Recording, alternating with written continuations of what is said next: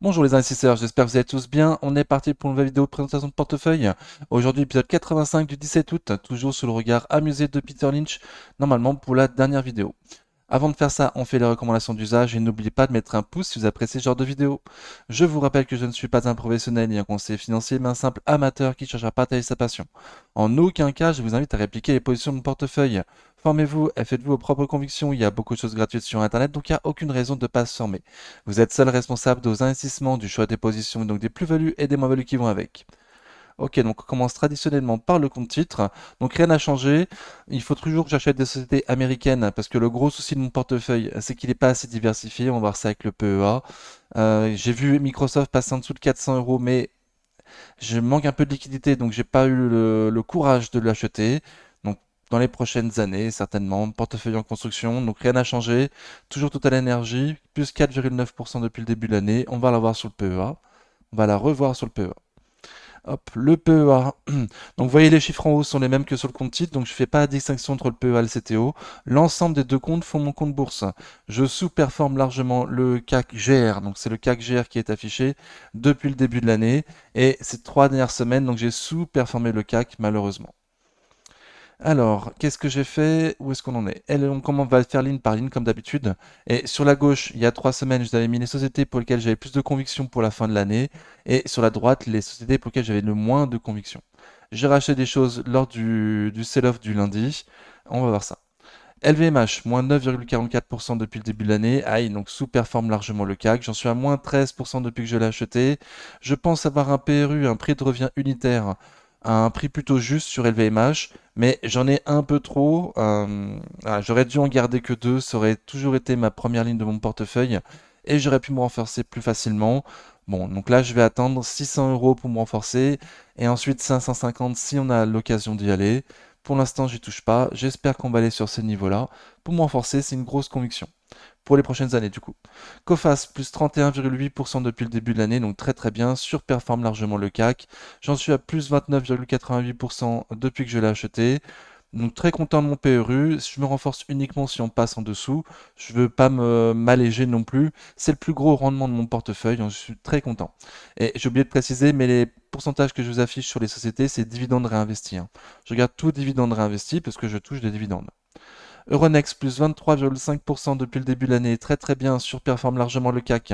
J'en suis à plus 47% depuis le début de l'année, donc la plus grosse performance de mon portefeuille. Je suis très content de mon PRU et je trouve très très bien. Je compte pas m'alléger non plus, j'ai une toute petite ligne. Si on va vers les 70 euros ou en dessous, je me renforce, mais pas au-dessus. GTT plus 16,27% depuis le début de l'année, donc très très bien, surperforme largement le CAC. J'en suis à plus 31,9% depuis que je l'ai acheté. Je suis très content également de mon PRU. À surveiller le carnet de commandes pour 2026. 2025 pour l'instant sera la meilleure année pour GTT. Donc à voir si mon PRU il est toujours bon au vu des prévisions de 2026. Orange, plus 3,5% depuis le début de l'année, donc surperforme légèrement le CAC. J'en suis à plus 7,8% depuis que j'ai acheté ma ligne, donc sans compter les dividendes bien évidemment. Je suis très content de mon PRU, par contre je suis pas du tout content de la place qu'elle prend dans mon portefeuille. Je la trouve beaucoup trop haute. Elle est dans mon top 5 et elle n'a pas les fondamentaux nécessaires pour être dans mon top 5. Donc je vais l'alléger. Si possible sur les 11,80. Voilà, mais en attendant, si j'ai besoin de cash, je considère cette ligne comme une réserve de cash. Et si je manque de liquidité à un moment donné, je pourrais vendre un petit peu d'orange, même en dessous des 11,80 pour renforcer une ligne de bien meilleure qualité. Equasens, moins 22,99% depuis le début de l'année. Aïe, aïe, aïe. Donc sous-performe largement le CAC. J'en suis à moins 18,29% depuis que je l'ai acheté. Je me suis renforcé lors du sell-off lors de la vente panique du lundi qui a suivi de mauvaises stats US et la vente, enfin plein d'autres news qui sont arrivées en même temps. Donc je me suis renforcé à 44,35 €. Le lendemain de la publication, c'était aussi lundi du sell-off du coup. La publication n'était pas si mal que ça. Donc on est remonté depuis. Je suis très confiant pour 2025, le management aussi, donc on va garder. Je pense que mon PRU il est bon, mais que là c'est des grosses opportunités pour acheter ou renforcer Equasens. Donc j'en ai profité. Je- C'est devenu la deuxième ligne de mon portefeuille, on verra ça tout à l'heure sur le fichier Excel. Ruby plus 30% depuis le début de l'année, très bien, surperforme largement le CAC. J'en suis à plus 15,9% depuis que je l'ai acheté. Donc mon PRU il est pas mal, je trouve pas bien, pas mal du tout. Je compte beaucoup sur les milliardaires pour continuer à faire monter Ruby. Voilà, qui est de l'attrait un petit peu sur Ruby, malgré les avertissements avisés de Lumi du Discord qui nous dit attention, faire sauter la commandite, ça va pas être facile du tout, voire à limite impossible. Donc voilà, donc Ruby, c'est une sainteté très moyenne. Pour l'instant, je garde parce que je suis en belle plus-value, parce que mon PRU me plaît et parce que les milliardaires sont toujours à l'affût de pouvoir se renforcer, il me semble. En tout cas, tant que je les vois pas sortir, moi, je garde ma ligne Ruby. On verra jusqu'où ça peut aller. Technip Energy plus 0,8% depuis le début de l'année. Aïe, donc sous-performe légèrement le CAC. J'en suis à moins 3,5% depuis que je l'ai acheté. Mon PRU, il est pas trop mal. Je me suis renforcé également lundi lors du sell-off. Donc sur le gros support sur lequel j'en parle tous les mercredis du coup. Donc les 20 euros, donc à 19,95. On est remonté depuis, donc très très bien. Je m'apprête à me renforcer sur les 17-18 euros si on y va. Mais peut-être qu'on aura une occasion justement d'ici la fin de l'année.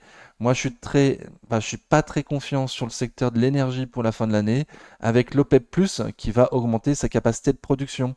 Donc voilà, donc je m'attends à une baisse du prix d'énergie, potentiellement avoir des meilleures opportunités encore sur Technip Energy. Une PRU pas trop mal, donc je peux la faire monter, j'ai pas une trop grosse ligne, je peux encore la faire monter dans mon portefeuille. Sanofi plus 14,38% depuis le début de l'année, donc très bien, surperforme le CAC. J'en suis à plus 4,12% depuis que je l'ai acheté. Je suis pas content de mon PRU, je trouve pas bon. Donc là, ça monte ces temps-ci. On attend l'officialisation de vente de leur partie vendue, de leurs médicaments vendus sans ordonnance, plus la variole du singe, qui fait monter un petit peu les sociétés pharmaceutiques, enfin, de santé ces temps-ci. Donc j'en profite, mais je suis bien conscient que mon PRU il est pas terrible. Donc je compte vendre la moitié de ma ligne. 100 euros du coup avec la variole du singe, bah je suis pas sûr, peut-être qu'on va pouvoir aller voir les 110. À 110, c'est sûr que je m'allège, je prendrai une partie de mon bénéfice. Voilà, et en attendant, des opportunités plus intéressantes pour faire baisser mon PRU.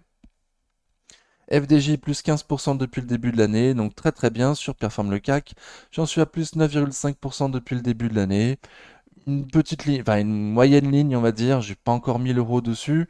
Très confiant pour l'année prochaine, donc je garde. J'ai pas suffisamment assez pour m'alléger. Peut-être si on fait des nouveaux plots historiques, je m'allégerai.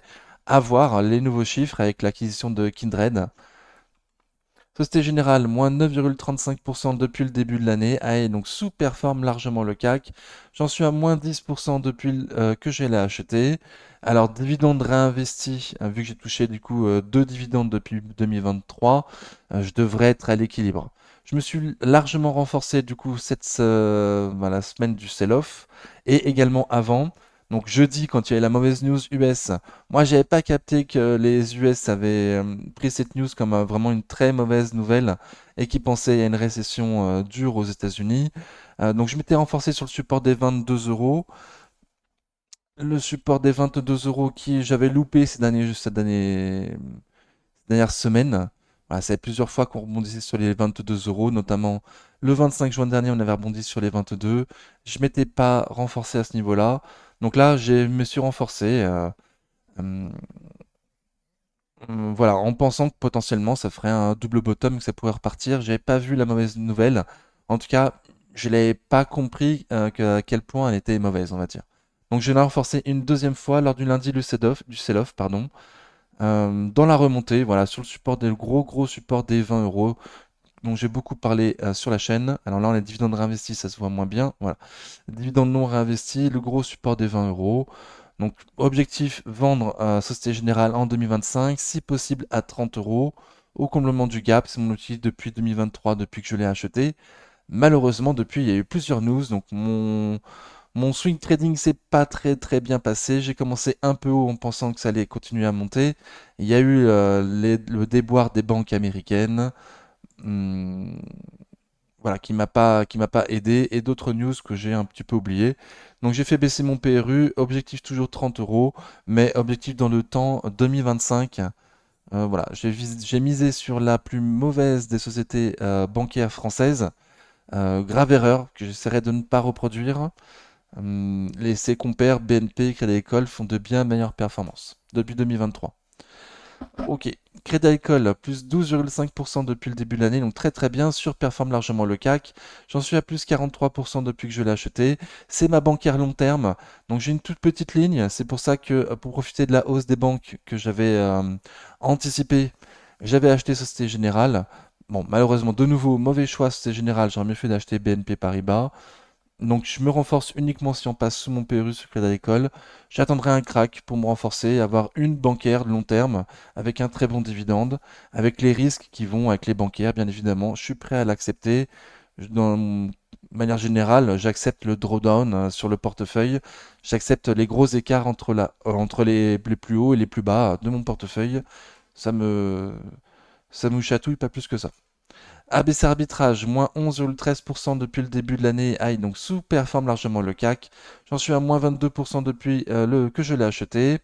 Mon PRU à 5,30 €. Ah, pas terrible, pas terrible.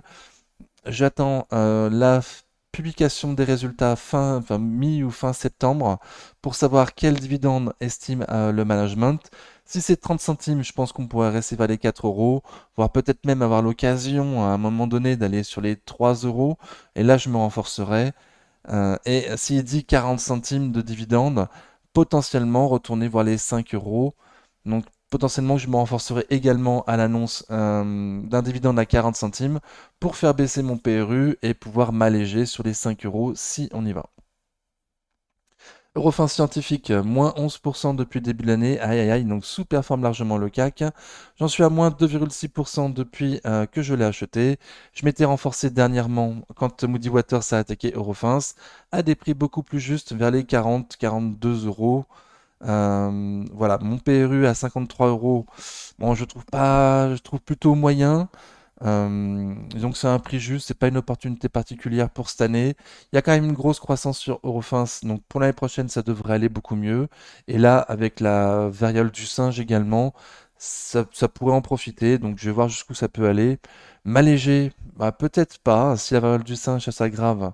Je pourrais peut-être en profiter un peu plus avec Eurofins. J'ai pas beaucoup de secteur santé. Par contre, je suis bien conscient que mon PRU il est pas terrible, terrible. Donc je me garde des cartouches pour pouvoir renforcer plutôt vers les 40 euros.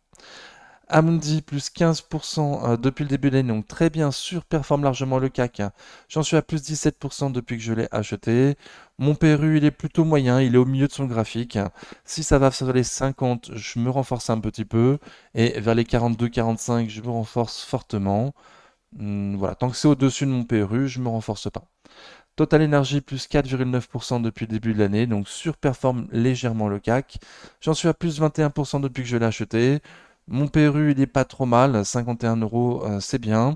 Si on retourne vers les 55 euros, je réfléchirai fortement à me renforcer. Voilà, de nouveau avec l'OPEP+, peut-être en fin d'année, qui va ouvrir les vannes de la production de pétrole et qui pourrait faire baisser un petit peu les sociétés énergétiques. Après, Total Energy se paye vraiment pas cher, alors je suis pas sûr qu'on puisse aller beaucoup plus bas. 55 euros déjà, j'y réfléchirais fortement à augmenter ma ligne sur Total Energy. Air Liquide, plus 5,4% depuis le début de l'année, donc bien, surperforme légèrement le CAC. J'en suis à moins 0,9% depuis que je l'ai acheté. C'est une grosse conviction fondamentale, mais elle est trop chère. Donc j'ai commencé un début de ligne pour la suivre. Et là, actuellement, elle paraît plutôt forte, hein, elle surperforme le CAC. Euh, donc, objectif pour moi, renforcer sur les 150-155, ensuite 140, et me garder quand même une poche de liquidité pour renforcer en cas de crack, plutôt vers les 100 euros, et faire baisser mon PRU. Donc on va voir à quelle occasion j'aurai potentiellement l'occasion de le faire. Pour l'instant, elles sont bien orientées. Ça paraît mal partir pour cette année, mais on va espérer un gros crack pour se renforcer beaucoup plus bas. Lumibird, moins 19,2% depuis le début de l'année, donc sous-performe largement le CAC. J'en suis à moins 32% depuis que je l'ai acheté. Je suis pas du tout content de mon PRU. Je m'étais allégé récemment au-dessus du prix actuel parce que la tendance est toujours pas belle, hein. Moi, j'ai commencé ma ligne un petit peu quand elle était à la mode et depuis quelques trimestres, il nous sortent des mauvaises publications. Moi, depuis la fin de l'année 2023, les publications sont pas terribles du tout. Donc ça aide pas le cours de bourse à se remonter. J'ai quand même une bonne conviction pour les années futures, mais voilà, je suis plutôt attendre plutôt vers les 9 maintenant pour me renforcer sur Lumibird. Voilà, pour bien faire baisser mon PRU, ça sera quand même, je m'enforcerai pas énormément non plus. Je vais compter plutôt sur la croissance de Lumibird pour que le cours de bourse monte plutôt que de faire baisser mon PRU. Je vais plutôt viser les sociétés de bien plus grosse taille et de plus grosse qualité pour mettre mon argent qui est limité plutôt que renforcer Lumibird malgré que j'ai une conviction quand même pour Lumibird. Stellantis, moins 27,5% depuis le début de l'année. Aïe aïe, donc sous-performe largement le CAC. On se rappellera qu'il y a quelques mois, c'était à plus 40%. Voilà, donc mon PRU, moi, il est pas mal. Il me semble que les prix actuels sont une opportunité. J'en suis à moins 3,4% depuis que je l'ai acheté. Renfort pour moi à 12,50 € pour le dividende, pour le management, mais pas non plus. Voilà, je vais attendre une belle occasion sur les 12,50 pour m'enfoncer sur Stellantis. Pas avant. Secteur automobile, pas, c'est pas terrible, terrible non plus. Métropole TV plus 0,3% depuis le début de l'année, donc sous-performe légèrement le CAC. J'en suis à moins 12% depuis que je l'ai acheté. Mon PRU, il est pas bon, il est pas bon. J'ai toujours dit sur la chaîne de commencer sa ligne en dessous de 12 sur Métropole. Donc moi, prochain renfort 11 €, puis après 10 €. J'ai quand même une belle conviction pour 2027. Métropole sera de nouveau normalement remise en vente et que les milliardaires se battent pour la racheter, ce qui devrait faire augmenter le cours de bourse. En attendant, j'ai un bon rendement pour patienter. Donc je vais travailler Métropole à la baisse. Objectif 2027 et en attendant, j'ai un bon dividende. ST Microelectronics, moins 38,37% depuis le début de l'année, donc sous-performe largement le CAC, pardon. J'en suis à moins 18% depuis que je l'ai acheté. On se rappellera que depuis le début de l'année, je dis que ST Microelectronics, ça risque de pas être une très bonne année, hein. Et le premier trimestre est très mal commencé et la publication du premier trimestre, on avait compris que ça n'allait pas du tout être une bonne année pour ST Micro. Malgré tout, mon PRU, il est bon, il est pas mal. Je pense qu'il est pas mal. Donc j'étais pas du tout sûr qu'on puisse aller en dessous. Et aujourd'hui, on est pratiquement 19% en dessous. Donc ça fait un peu mal. De nouveau, comme Société Générale, pardon, oui, c'est la plus faible de son secteur. Donc je vais me renforcer. Alors déjà, les prix sont très bons, je ne l'ai pas encore fait. J'attends surtout la publication de Nvidia, leader du marché qui risque d'entraîner à la hausse ou à la baisse tout le secteur. Donc à voir. Est-ce qu'il y aura une meilleure opportunité encore sur ST Micro? À 20 €, c'est sûr que j'y vais, c'est sûr, hein, je saute dessus. Mais au-dessus, je vais attendre à Nvidia avant, quoi. Riband Media, moins 44,1% depuis le début de l'année. Aïe, aïe, aïe, donc sous-performe largement le CAC. La plus grosse baisse de mon portefeuille. J'en suis à moins 23,7% depuis que je l'ai acheté. Alors cette nouvelle ligne, auparavant j'avais une ligne avec un PRU vers les 5 €. J'ai accepté mon énorme moins-value. Alors la moins-value qu'on voit ici, c'est Reworld Media et mince, comment ça s'appelle? Téléperformance. Voilà, c'est les deux grosses moins-values que j'ai acceptées pour cette année. J'ai plus du tout confiance en TEP. Reworld Media, j'ai toujours confiance. Pour l'instant, ça me le rend pas. Il me semble que c'est la société la plus value de mon portefeuille, qui se paye largement sous ses capitaux propres, que les prix actuels sont abusifs, mais le management est lui aussi pas plutôt moyen, et les chiffres sortis récemment sont plus que moyens, avec une baisse des ventes aux particuliers. Voilà, donc je vends pas à ces prix-là, je trouve ça abusivement bas. J'estime que ça vaut au moins 5 €. Donc je vais être patient. Par contre, me renforcer, non, j'ai déjà trop perdu sur Reworld. Soit j'ai raison et ça remonte très fort dans les prochaines années plutôt, soit j'ai tort et je reste là. Euh, je mettrai pas plus sur Reworld Media. Kering, moins 33,5% depuis le début de l'année. Aïe aïe, donc sous-performe largement le CAC. J'en suis à moins 47% depuis que je l'ai acheté. Bon, depuis très très longtemps maintenant sur Kering, je dis que c'est un pari, hein, qui perd des parts de marché, que c'est pas, que c'est la société la plus mauvaise de son secteur, hein, du luxe. Donc de toute évidence, je prends le pari, hein, parce que j'ai pas encore vendu, donc je prends le pari. Les prix actuels me semblent pas mal pour du long terme. J'estime un prix juste sur Kering à 240 €, donc on n'y est pas encore. tant que c'est en tendance grosse, tendance baissière, on me renforce pas. Je vais attendre une bonne publication, voir que les produits du nouveau designer, Monsieur De Sarno, se vendent bien. Euh, voilà, et que la publication fasse une grosse bougie d'impulsion haussière. Et là, potentiellement, je me renforcerai. J'hésite quand même un petit peu, hein, à 300. La dernière vidéo, j'avais dit à 300 euros. Je culpabilisais un petit peu de ne pas avoir renforcé à ce prix-là. Ça aurait fait baisser largement mon PRU. J'aurais eu un rendement supérieur à 3%. Ça aurait été pas mal d'avoir un rendement supérieur à 3% pour patienter. Mais bon, ça a cassé les 300 euros. Ça remonte pas du tout. Il n'y a aucun signe de reprise. Les publications sont toujours mauvaises. Donc pour l'instant, je reste patient. Certainement jusqu'à une publication. Ou peut-être si à un moment je vois qu'il y a une capitulation, je me renforcerai avant une belle publication. À voir. Donc on passe. Donc on a déjà vu les ordres que j'ai fait cette semaine, pardon. Ouais, on a déjà vu. On passe au fichier Excel. Hop, donc on voit depuis le début de l'année où j'en suis. Donc je note chaque semaine où j'en suis depuis le début de l'année. Mon plus haut cette année, c'était à plus 5% mi-mai, fin mai. Et depuis la dissolution de l'Assemblée nationale, je suis passé en négatif, malheureusement. Donc, je surperformais quand même pas mal après la première semaine de la dissolution. Mais là, ça fait 2 semaines que je sous-performe le CAC. Donc, je repère un petit peu de terrain par rapport à lui. Je n'avais grignoté pendant quelques semaines. Et là, je repère le terrain que j'avais grignoté. Donc, pas terrible. De nouveau, cette semaine, le CAC a fait a fait plus 2,4 ou 2,5. Et moi, je fais seulement plus 2.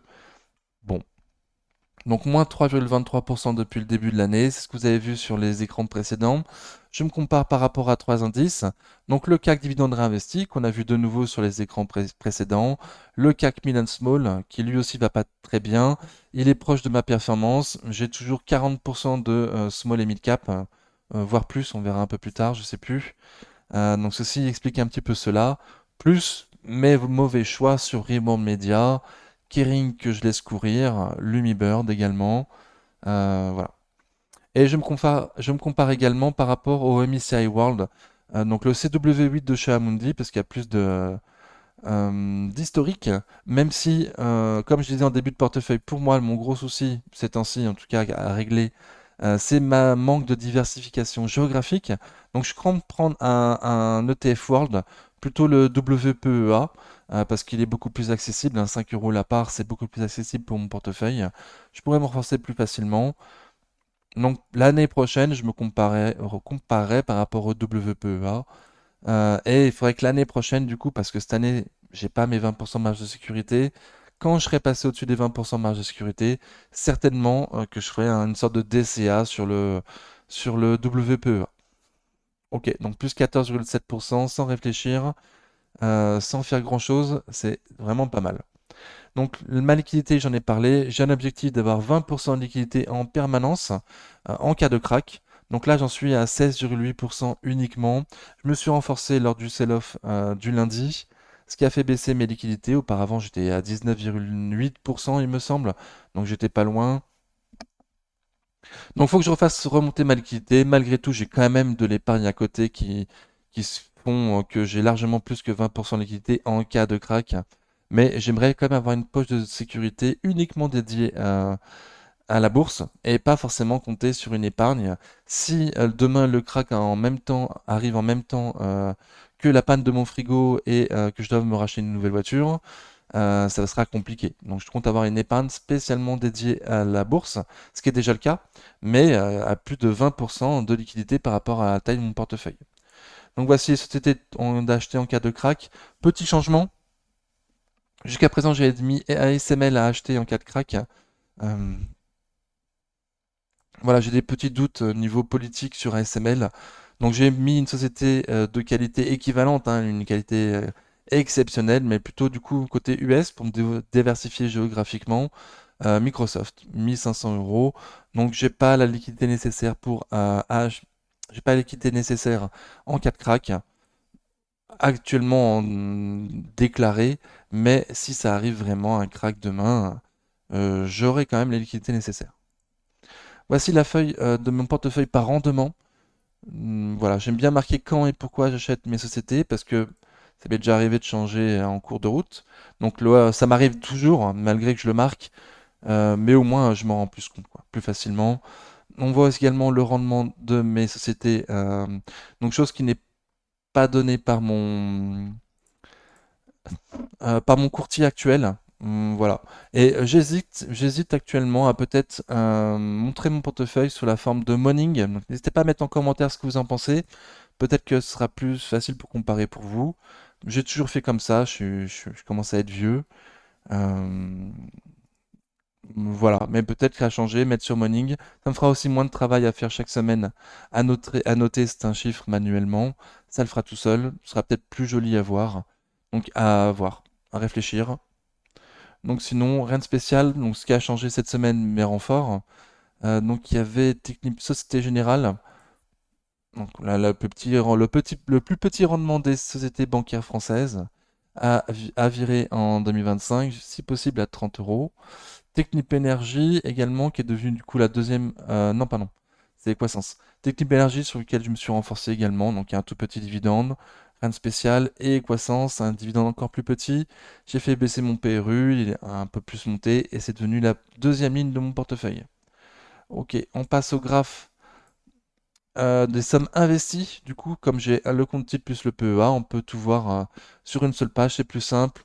On peut se rendre compte que Total Energy, par exemple, est dans mon top 5, chose qu'on ne peut pas forcément voir quand on a deux écrans, enfin deux comptes, ou plusieurs comptes, on va dire, différents.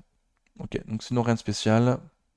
Donc les sommes investies, et voilà si le graphe par somme mise à jour à vendredi dernier, avec un peu plus de liquidité. Donc voilà, j'ai bien mes 20% de liquidité, c'est pas la totalité de mon apport, hein, la différence entre les 4400. J'ai pas uniquement 1100 euros de côté actuellement, j'ai plus, mais je déclare uniquement que j'ai 20% de liquidité en cas de crack. Voilà. Donc on voit en graphe également, donc du coup Kekwasens est devenu la deuxième ligne de mon portefeuille. Donc très très bien. Société Générale aussi qui est montée du coup en top 6. 1, 2, 3, 4, 5, 6. Ouais, c'est ça. Donc bon, j'aime pas trop l'avoir aussi haut dans mon portefeuille. Je préférais avoir ça en top 5, hein, LVMH, Total Energy, Coface, Euronext, GTT. En somme investie, je serais beaucoup mieux. Bon, malheureusement, c'est pas le cas. Hmm, pas terrible performance, hein, mais je trouve quand même que je m'améliore. Voilà, je me suis formé quand même depuis, je fais des analyses quantitatives. Je trouve mes prix plutôt justes. Euh, voilà, donc ça devrait s'améliorer dans les années à venir. C'est un marathon, c'est pas un sprint. Donc je suis pas, voilà, je dors bien malgré les lignes en moins-value actuelles.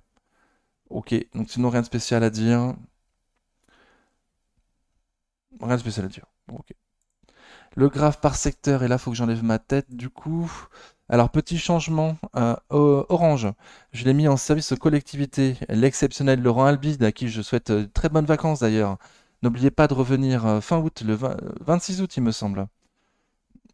Donc, il n'arrête pas de nous dire que les sociétés de type Orange, enfin, sociétés de communication, mais dans le réseau plutôt, c'est des sociétés de services collectivités. Donc c'est enfin remonté jusqu'à mon cerveau, j'ai fait le changement. Orange est une société de services collectivités et pas de service de communication. Alors c'est un peu les deux, mais voilà. Comme j'avais pas de société de services collectivité, pardon, je l'ai mise. Je trouve ça plus juste. Voilà, donc c'est le seul changement qu'il y a. Après, il y a eu des renforts, hein. Services financiers, donc c'est le premier secteur de mon portefeuille. Faut pas trop que je la renforce, hein, faut pas trop que je le renforce. Plutôt renforcer les plus petits secteurs. J'ai renforcé les secteurs énergie avec Technip Énergie et technologie de l'information avec Equasens. C'est ça. Ok.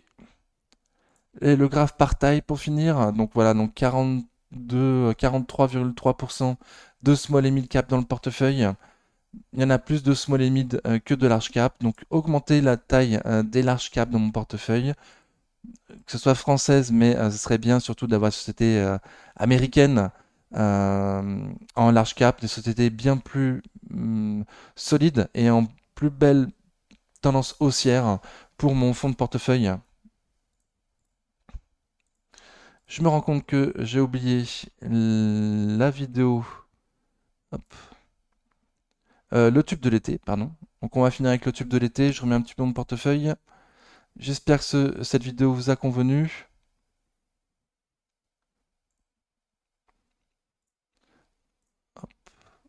Je remets ma tête aussi. Ok, donc fin de vidéo un petit peu brouillonne, je suis désolé, j'ai mal préparé mon coup. En attendant la prochaine vidéo, prenez soin de vous. Et voilà, prenez soin de vous. Ciao. Vite. Et le tube de l'été, du coup. Merci à Maxime d'avoir fait ce tube de l'été. C'est un must. L'équipe est purifiée, mes actions se sont effondrées. La bourse a pris tout mon pécule et mon portefeuille est devenu nul. L'équipe est purifiée, plus de gains à espérer. C'est le crash, c'est le grand chaos. Je suis ruiné, je suis KO. Je suis ruiné, je suis KO. Je rêvais d'actions flamboyantes, de dividendes en abondance. Mais le marché m'a joué un tour et mes rêves se sont fait lourds. Les courbes sont toutes en baisse, mon investissement s'efface. J'ai perdu tout ce que j'avais, j'ai dû tout laisser tomber. L'équipe est purifiée, mes actions se sont effondrées. La bourse a pris tout mon pécule et mon portefeuille est devenu nul. L'équipe est purifiée, plus de gains à espérer. C'est le crash, c'est le grand chaos. Je suis ruiné, je suis KO. Je suis KO. Les analystes avaient prédit une hausse qui n'est jamais survenue. Les indices sont à la baisse et moi je suis en détresse. Le stress est devenu ma compagne. Je perds tout, je suis en campagne pour trouver une solution. Mais c'est la faillite sans question. L'équipe est purifiée, mes actions se sont effondrées. La bourse a pris tout mon pécule et mon portefeuille est devenu nul. L'équipe est purifiée, plus de gains à espérer. C'est le crash, c'est le grand chaos. Je suis ruiné, je suis KO. Et je suis KO. Plus de rêve de millionnaire, je dois tout recommencer. Dès demain je vais rebondir, mais pour l'instant je dois souffrir. L'équipe est purifiée, mes actions se sont effondrées. La bourse a pris tout mon pécule et mon portefeuille est devenu nul. L'équipe est purifiée, plus de gains à espérer. C'est le crash, c'est le grand chaos. Je suis ruiné, je suis